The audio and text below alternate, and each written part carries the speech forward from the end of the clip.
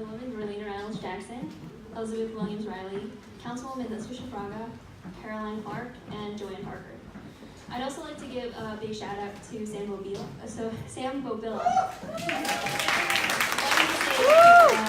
Director of Fund Development. So kababayan is a Filipino word that means fellow countrymen. And when we first met, it was connecting with my kababayan. When we both realized we're Filipino, there was an immediate connection. Like, we instantly knew what it was like to look the way we do and grow up the way we did in spaces where we didn't necessarily belong. That feeling is one that I've craved fairly often, from childhood to college to right now working in Trenton. I grew up in predominantly white spaces where I constantly felt like the other. It messed wildly with my sense of identity and therefore my self-esteem. It's a constant struggle of trying to fit into spaces where I don't necessarily feel at ease. Sometimes the struggle is as stupid as bracing myself for the inevitable gasps when my peers hear that I never watched the American classic Christmas movie, A Christmas Carol. But sometimes the struggle takes on a deeper subtext, when I find myself in situations where I need to be hyper-aware of my words and actions in order to remain part of the conversation. Networking means everything in Trenton. A good contact can provide you updates on the latest bill, the next job opportunity, or just the latest gossip. The best connections come from genuine friendships. And the second I found myself in Trenton, I made it my mission to develop those deep, intimate friendships. And of course, it's harder than it sounds. I'm a woman, I'm a millennial, and I'm Asian American. Oftentimes, I have to work 3 times as hard to connect with my much older, whiter, and manlier colleagues. If they don't feel comfortable with you, they won't feel open to you. And if they don't feel open to you, you are not in the inner circle. And that's where decisions are made and opportunities are given. Oh, sorry. So I try as hard as I can to avoid bringing attention to my differences because it makes it even harder for them to relate to me and for me to relate to them. So, for example, a few weeks ago, a couple of colleagues and I were talking about the latest books we'd read. When it came to my turn to share, I paused. I was and currently am reading The History of the Philippines by Leticia Fraga. But to be honest, I've been reading it for the past 4 months and I haven't made it past page 50. But in that moment, I considered lying. I've been in similar situations to this, where bringing up something related to my culture and identity would send me on a long path of explanations to make the topic more relatable to the rest of the group. Everyone else had brought up a book that had drawn out some sort of personal connection and sparked continuing conversations, but I knew I wouldn't be able to do that with this book. It was too niche, too different, too ethnic. I didn't want to yet again jump through hoops to make my interests more relatable, especially for a book that I was less than 50 pages into reading. So I thought about another book that I just completed, Everything I Never Told You by Celeste Ng, a book about a Chinese-American family in white middle America in the 1970s. So that book was obviously also a no-go. So I wrangled my brain, and every book I could think of off the top of my head was in some way related to my identity as an Asian American. And that's just where my interests lie.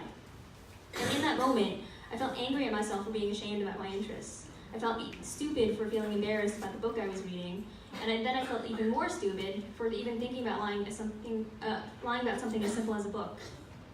So I told the truth that I was reading History of the Philippines by Leticia Fraga, and I went through the same old verbal gymnastics in order to bring the topic back down to earth. If I had lied, I would have been lying about my interests. I consume so much Asian media, from the music I listen to the shows I watch, to the books I read.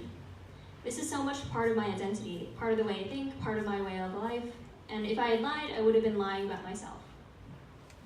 Hold on, my papers are falling.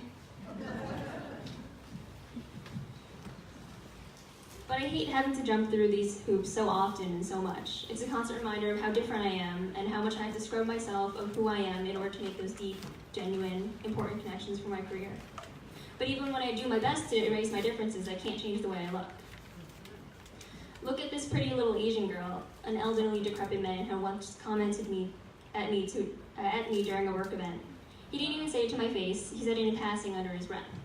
At another work event when I was an intern, I connected with an official who eagerly promised to connect me with potential mentors, but ended up drunkenly texting me throughout the night and the following morning. Would he have tried that with an older woman, with a male colleague?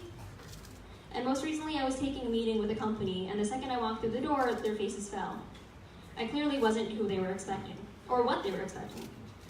And so when I sat down, they asked me, so what did you do before working as the policy director for the First Lady? I knew what they were getting at. Someone with this face could not possibly be working as the First Lady's policy director. They must have thought our office sent an intern to meet with them. So I said, I used to work at the New Jersey Chamber of Commerce as their Director of Government Relations. I could see that the answer wasn't satisfying their curiosity. If anything, it baffled them even more. And my suspicions were confirmed when their follow-up question was, so where'd you go to school? I answered truthfully and even told them when I had graduated.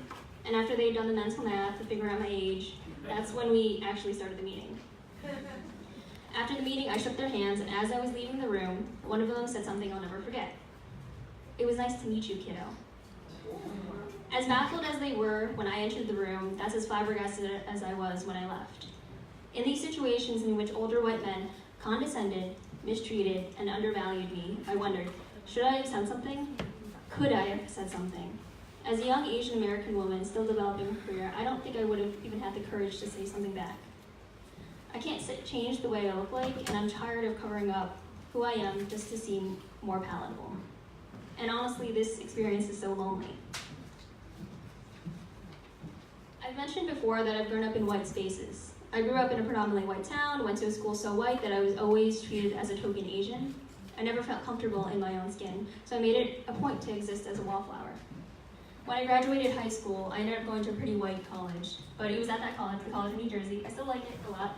But I really understood the importance of community. Although TCNJ isn't the most diverse campus, I became deeply involved in the school's Asian community. After years of being a token Asian in high school, it was intoxicating not having to explain certain parts of my culture. My community just got it, and that comfort was empowering.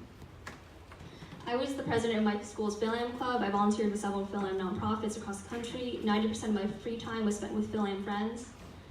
I immersed myself in the community until it became synonymous with my identity. It was at TCNJ that I became proud to be a Filipino American, and that I became proud to be who I am. After I graduated, I focused solely on my career. I found ways to get involved in the community here and there, but as a young millennial with tens of thousands of student debt, I needed to make moves. So I interned at the New Jersey Chamber of Commerce after college, and after about a year, there was an opening for a new director of government relations. And so with courage I think I had, I asked to interview.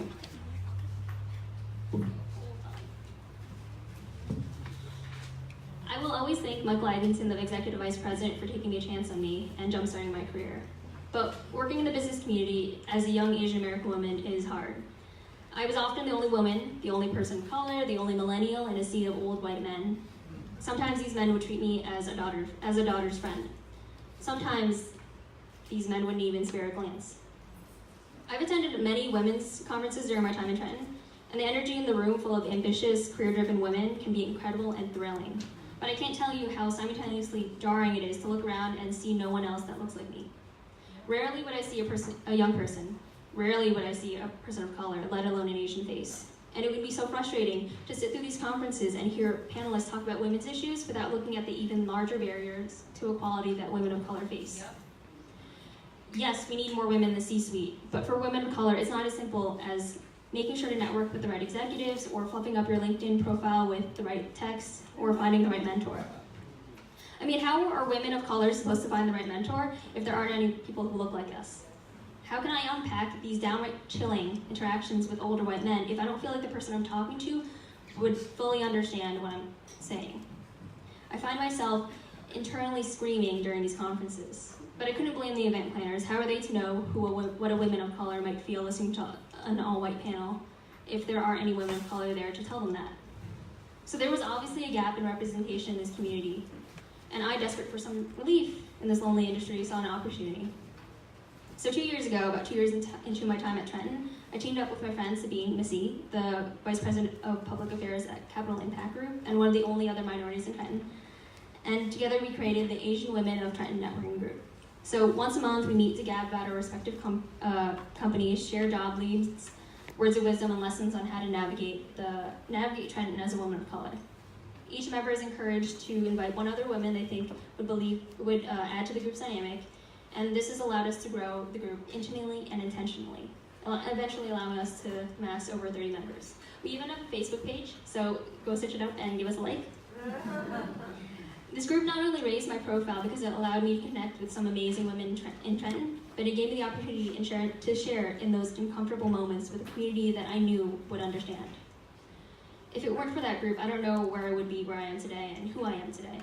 In developing my reputation in New Jersey politics, I found a way to reconnect myself to my identity and to my community by creating one where there isn't. To satisfy my hunger for a strong Philam community in New Jersey, I replicated the same method to create Professional Filipino American Youth, or PFA, a networking group for young Philam professionals. In less than 2 years, my executive board and I have developed PFA into a 501c3 with close to 40 members and with a 3-year plan to expand internationally. We've gotten interest to replicate PFA in other states and even for other ethnic groups. So with PFA developing so fast and my career at an all-time high, I decided to apply for the Filipino Young Leaders Program, or FilPro. It's a prestigious immersion program for high-performing next-generation leaders that have a passion for advancing the Philippines and the Filipino people. Every year, the FilPro Board of Directors will select 10 Philam young professionals from across the world to travel to the Philippines and connect with community, business, and government leaders like Philippine Ambassador to the U.S., Babe Romualdez, and actress and Filipino sweetheart, Heart Evangelista.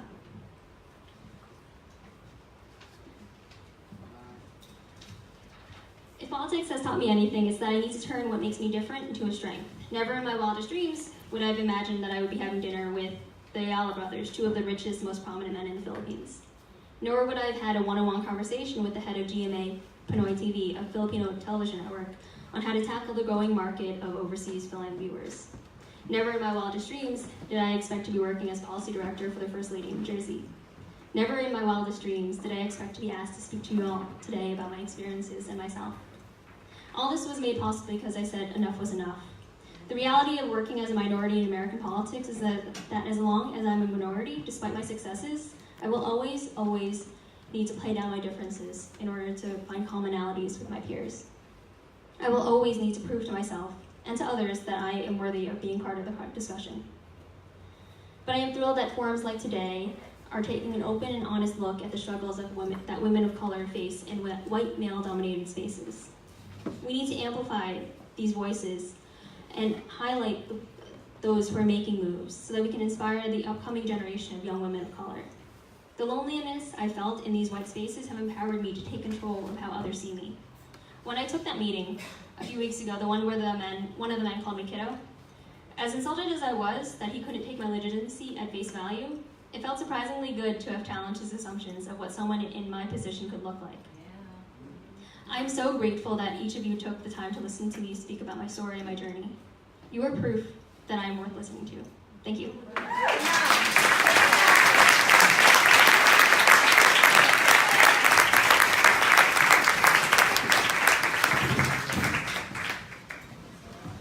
Thank you, Lauren. Our next set of speaker, very, very special because it's a tandem. We have Clarke and Joanne Parker. Caroline has been an attorney for over 20 years. She has worked in various nonprofit, governmental, and quasi-governmental agencies, including Disability Rights New Jersey, the Division of Civil Rights, and the Department of Labor, Workforce, and Development. On the other hand, Joanne Parker is a lifelong resident of Princeton. She works for the Princeton Board of Education. She also serves as youth director at the First Baptist Church. Both Caroline and Joanne serve on the board of Not in Our Town, Princeton. Please welcome Joanne and Caroline.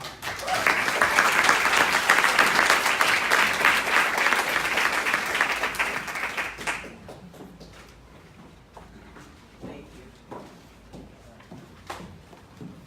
Thank you, Raya.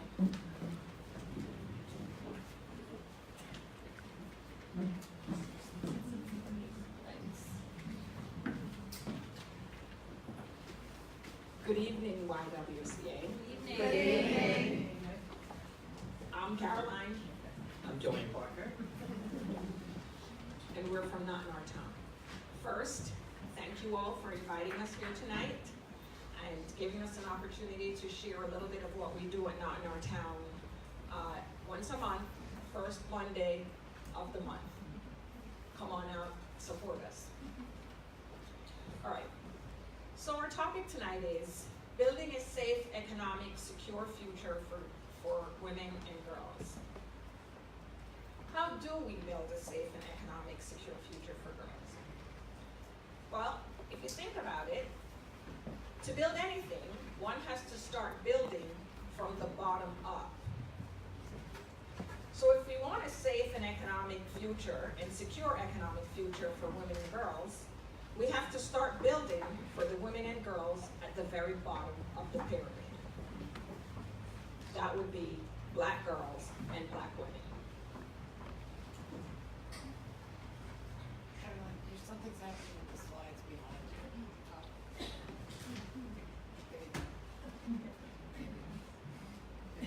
I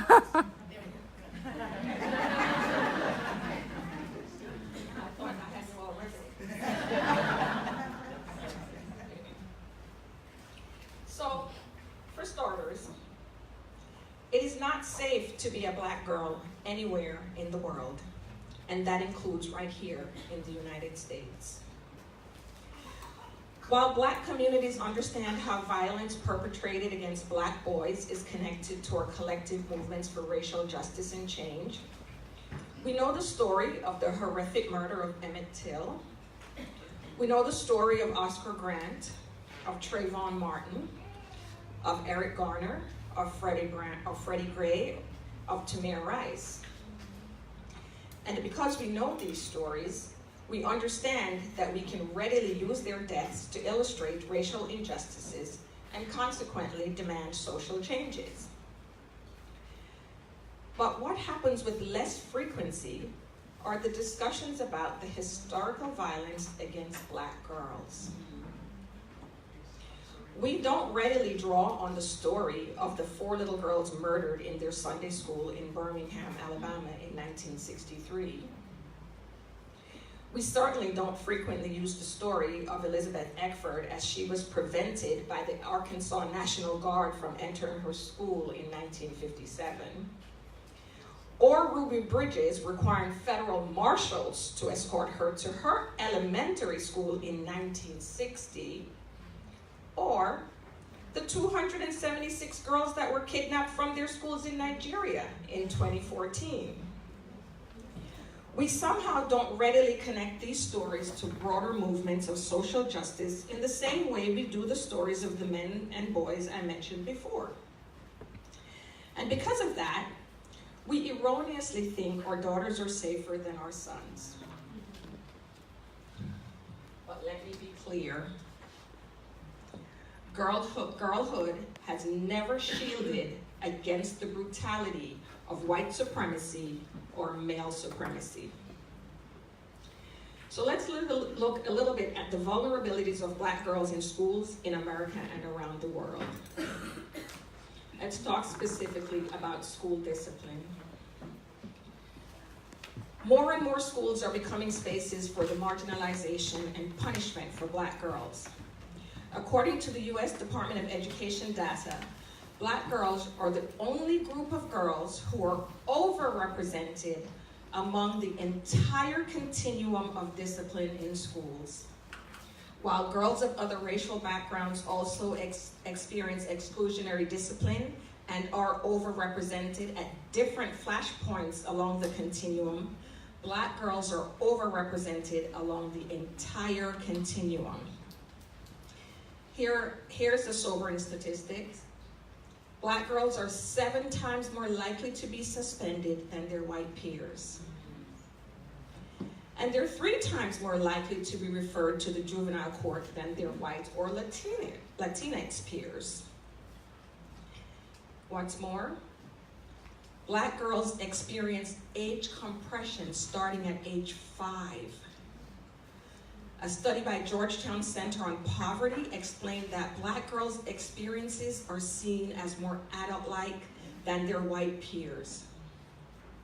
This leads to the misconception that they need less nurturing, that they know more about sex and are more independent than their white peers. And these disparities increase over time and peak when girls are between the ages of 10 and 14. Age compression has devastating consequences for Black girls. It subjects them to harsher treatment. It denies them the opportunity to make mistakes and come back from it. And Black girls are blamed when they're harmed, not unlike other girls. But because she's perceived as older, she's also held to be more responsible for her wrongful acts. It perhaps the most harmful. It causes her to internalize these misperceptions. And this leads her to believe that something is wrong with her, rather than with the historical and sociologically oppressive conditions under which she is forced to function. Black girls are routinely seen as too loud, too aggressive, too angry, too visible, as compared to non-Black girls. I mentioned that this is not a phenomenon unique to the US. Remember when Black girls in South Africa were told to tidy their hair and were being penalized for their natural hairstyles? Well, guess what? Those girls got aggressive. They protested. They got loud. They got visible. And they asked the question that was heard around the world. If you can't be Black in Africa, then where in the world can you be Black? So Black girls in America, continue to do you. Don't stop searching for a safe space. Demand it in a country your ancestors built. It is owed to you. We're going to talk a little bit now about Black women. Okay. So, it's no surprise. The criminal justice system, blessings, the criminal justice system is unfair to Black women. No surprise.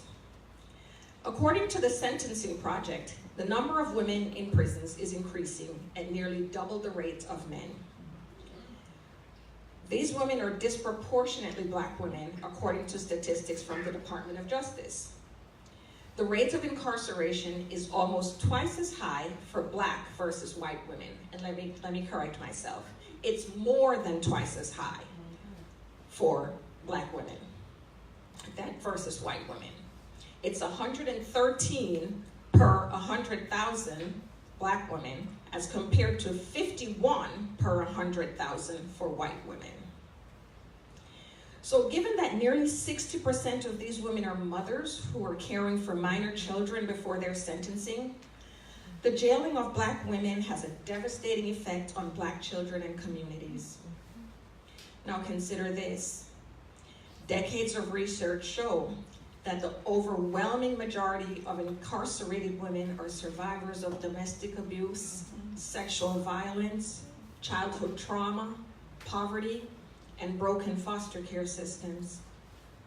When Black women are guilty of being victims, our response is to lock them away, strip them of parental rights, permanently damage their ability to seek education, to secure housing, to start businesses, and choose their elected officials. And it begins when they're girls. Another non-surprise. Black women have unequal opportunities. Black women work more than all other women, not because we want to, but because we have to. According to a 2015 report by the National Partnership for Women and Families, a state-by-state analysis shows Black women wages range from 48 to 69 cents for every dollar paid to a white male. 1 in 4 Black women live in poverty, a rate more than double the white woman's poverty rate. And perhaps even more shocking than Black women's poverty is Black women's wealth. I think our sister Elizabeth spoke about that, where she talked about the median income or the median wealth for a single white man, 18 to 64, was $42,000, but for a Black woman it was $5. $5 is all that stands between an adult Black woman and an illness, an unexpected expense, or a family member who needs help. $5. And education is not necessarily the answer. Neither the wage gap nor the wealth gap is resolved by educational attainment. Black women with college degree earn more than black women without one, but the pay gap relative to their white male counterparts is wide. As the 2015 report by the Black Women's Roundtable, it would take 2 black women college graduates to earn what the average white male undergraduate earns by himself. So finishing college does not ensure long-term wealth accumulation for black women. We are typically saddled with lower wages, higher student loan debt, and significant expectations for redistribution within family networks. So studying and working hard are insufficient remedies for the systemic economic inequities black women face. I would be remiss if I didn't say this. White women, it is inconsistent to call yourselves feminists and warriors in the fight for gender equality while choosing whiteness over your womanhood.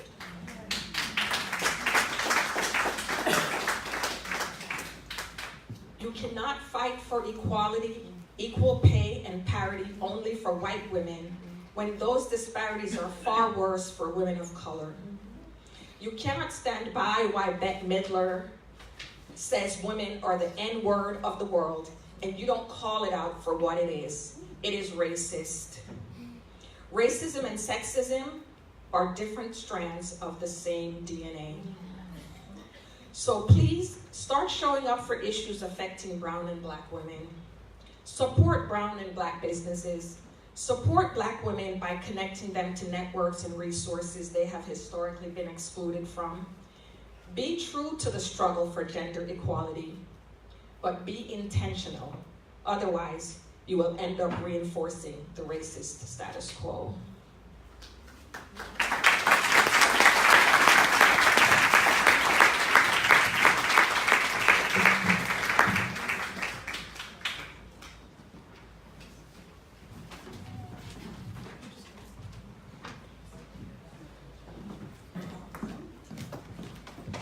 Thank you so much. And our last speaker is Councilwoman Leticia Fraga. The Councilwoman is the first Latinx ever elected to the Princeton Municipal Government. She currently serves as the Princeton's Police Commissioner and is the Council Liaison to the Civil Rights Commission, Human Services Commission, Youth Advisory Committee, and Public Arts Selection Committee. Please welcome Councilwoman Leticia Fraga.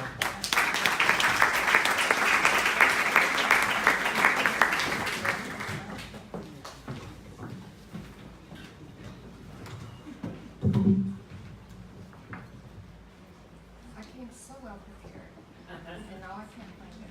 Oh.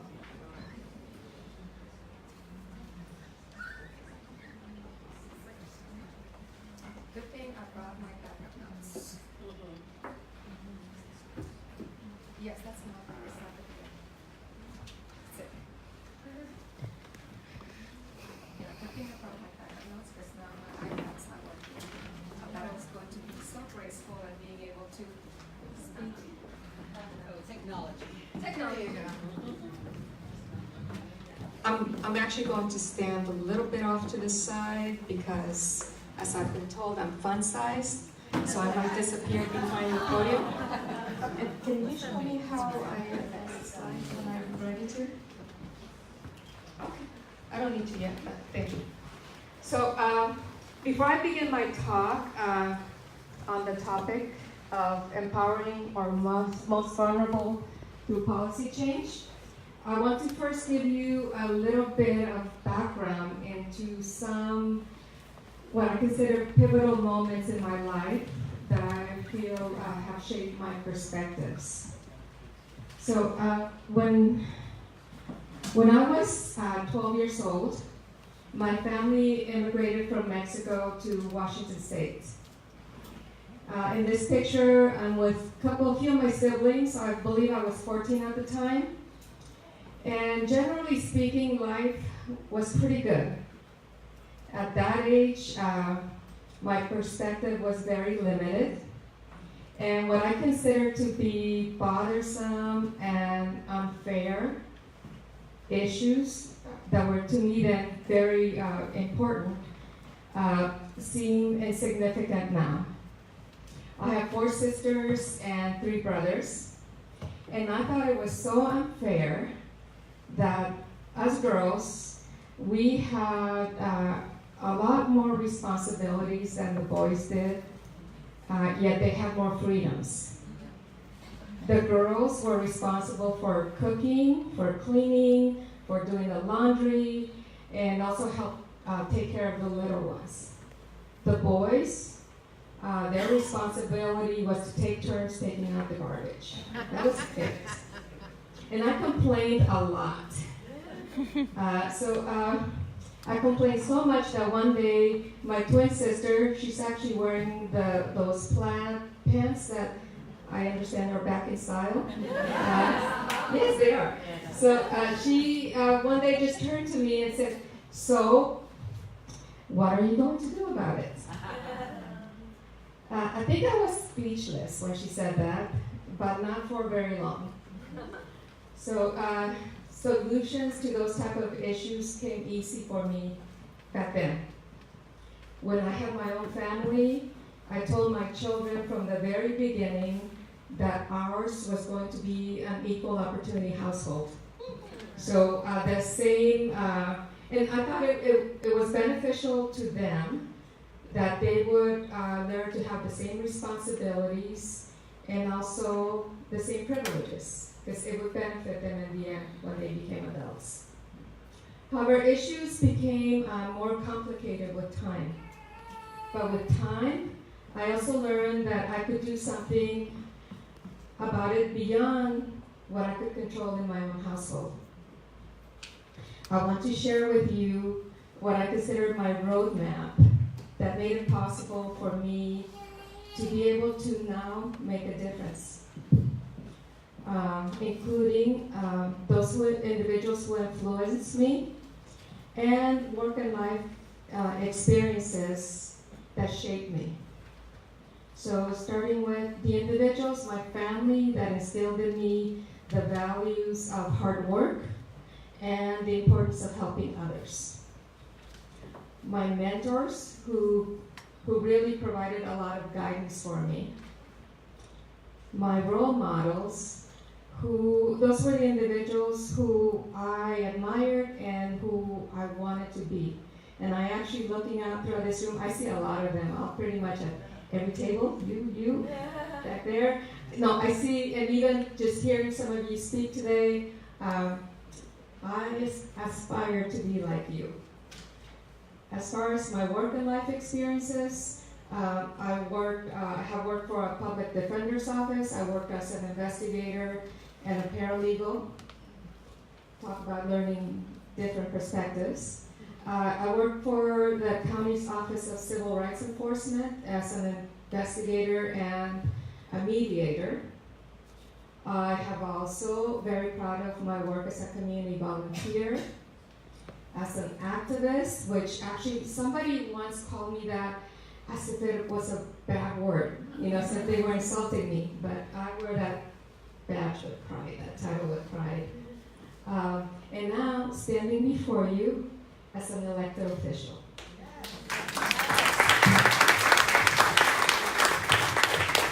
Thank you very much. So, with that foundation, I like to think that I can now be who I always said I wanted to be when I grew up. And that was a change maker.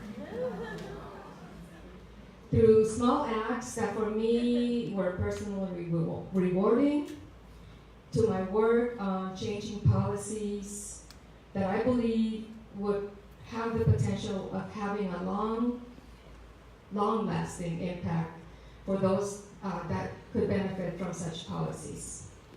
One example that I am very, very proud of was when I was on the Human Services Commission. I and some of my colleagues, I see one of them here, Tammy Parker, raise your hand. 4 of us worked for a long time advocating for the reestablishment of the Civil Rights Commission here in Princeton, which had been dormant for many years. And we saw the need for it. So we advocated, we formed a committee, we advocated, we insisted, we persisted, and it took 3 whole years to make it happen. But today, I now proudly serve as council liaison to that commission. So next, I want to talk about how any one of us can take part in doing something about it. One is, I feel, definitely start with identifying the need and issues that impact our most vulnerable. How we go about it in identifying them, I would say engaging in conversation with diverse groups in your community, not just those in your social circle, in your work circle, but also those that are outside of your comfort zone. I think it's important to be able to listen to diverse perspectives. Also observe. What do you see in your community? I wonder if how many of you here have noticed the young men almost on a daily basis on their bikes carrying duffel bags back and forth from this side of town to the other side of town. I'm going to talk about that a little bit later. Also, important to have provide hands-on assistance to volunteer in the community.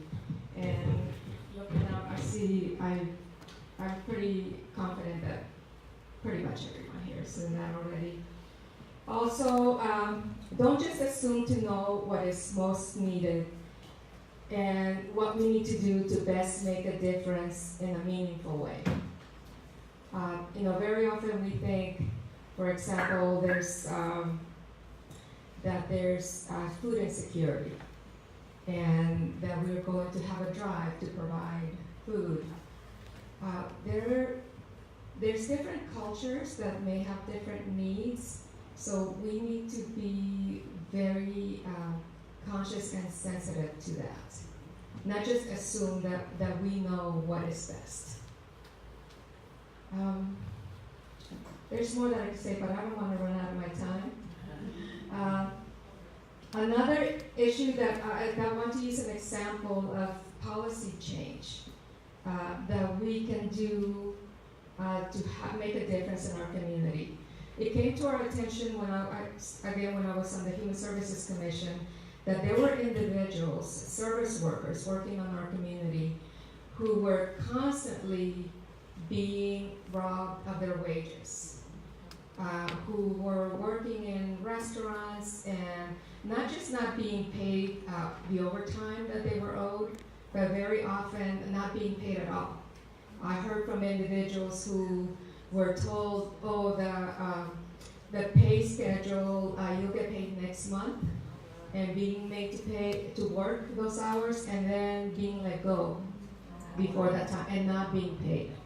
So we actually did a lot of, we worked together to advocate for a wage theft ordinance, and we held several Know Your Rights workshops to inform individuals as to their rights. And we also working with our police department to human services processes the complaints, and the police help with the investigation and the enforcement. So we've helped many individuals to recover those wages that they're owed. Another important initiative is driver privileges. I know that's something that the state is considering, but really, it might sound insignificant to individuals who are not impacted, who take it for granted. But, just as to give you an example, after the last presidential election, I heard from individuals who were all of a sudden afraid to get in the car and drive. They've been driving illegally, but under the new administration, they were afraid that they were going to be stopped and being taken away. So they were being taken advantage. They were having to pay $40 each way to go buy groceries, to go to ShopRite to buy groceries. And it's just something that really could be so impactful for them to have this. An accessible laundromat, that's what I was alluding to earlier. I don't have a picture of the guys on the bikes because they're too fast for me. But these are individuals, I happen to live where they take the shortcut to get from this side of town to the shopping center on the other side of town. That's a young man over there carrying his laundry in a garbage bag. Moms that can't use their baby carriages and with the kids tagging along. I was told that by some of the aides in the community that there's families that are only doing their laundry once a month because it's such a hardship for them to be able to do it. And that they have heard from teachers complaining that the kids are wearing smelly clothes to school, but they don't realize why. It's because of this. So another one is the plight of our domestic workers, individuals who really, they are, especially here in Princeton, we have so many households that have someone working for them. But just one quick example, I know of an individual who is a live-in. She works for a family where she works 6 days a week, gets 1 day off, is expected to be on call day and night, does not get paid overtime. And then on the day that she has off, because she has no transportation and there's no public transportation where they live, unless she can find a ride, she can't even go visit her family. So we need to address that. What I've been doing about it, too fast, how do I get it? So what I've been doing about it is I continue to work with Human Services to expand on the wage theft ordinance and doing more outreach and education. The Civil Rights Commission is working on the Voters' Rights Initiative, as well as doing a lot of outreach on social justice and know your rights forums. I would like to explore legislation on Bill of Rights, at the local level, that would, for example, to assist our domestic workers, similar to what we're doing, the wage theft ordinance is mainly for service workers and landscapers, but I would really like to do something to address the plight of our domestic workers, but also work on a tenant bill of rights, because I know that's another area where some tenants are being taken advantage of and living, I would say, in some instances, in inhumane conditions. So now my time, this is what I wanted to ask you, to put on you is, what issues have you identified as important to you, and what are you going to do about it? I know because you're here, that you're already doing a lot. I imagine you're advocating, you're raising awareness, you're speaking out, and I hope you're also contacting policymakers and legislators, because you may not realize just how your one voice, paired with those of many others, can truly make a difference, even in matters that may not seem that significant to most, but can make the world of difference to a family or individual. Thank you.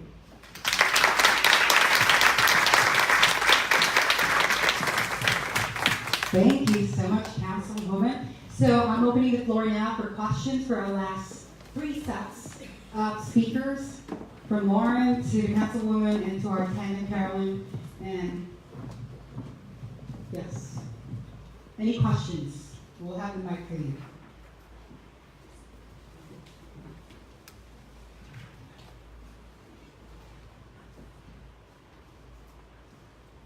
No questions?